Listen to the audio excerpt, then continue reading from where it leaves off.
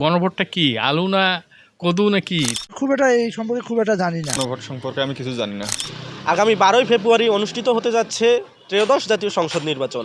সংসদ নির্বাচনের সঙ্গে হতে যাচ্ছে গণভোট। গণভোট সম্পর্কে ডোমার উপজেলার সাধারণ মানুষ জানেই বা কি?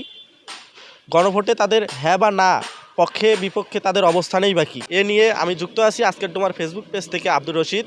সম্মানিত ভিউয়ার্স, আপনাদের দেখানোর চেষ্টা করতেছি এখন ডোমারের মানুষ গণভোট সম্পর্কে কি জানেন। গণভোট সম্পর্কে আমি কিছু জানি না। খুব একটা এই সম্পর্কে খুব একটা জানি না।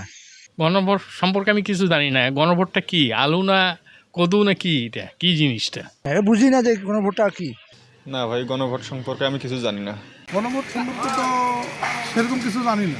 গণভোট সম্পর্কে আমি জানছি, অবগত আছি, এই জন্য আমি গণভোটে হ্যাঁ দিব। গণভোট সম্পর্কে আমি এতটুকু আমার ধারণা যে ফ্যাসিবাদের বিরুদ্ধে হাকে সমর্থন করা। গণভোট অবশ্যই আমরা চাই দেশে সংস্কার হবে, আমরা হ্যাঁ পক্ষে ভোট দিব ইনশাল্লাহ। জানি না অনেকে। গণভোট সম্পর্কে যে কি এটা আমি কিন্তু নিজেও জানি না।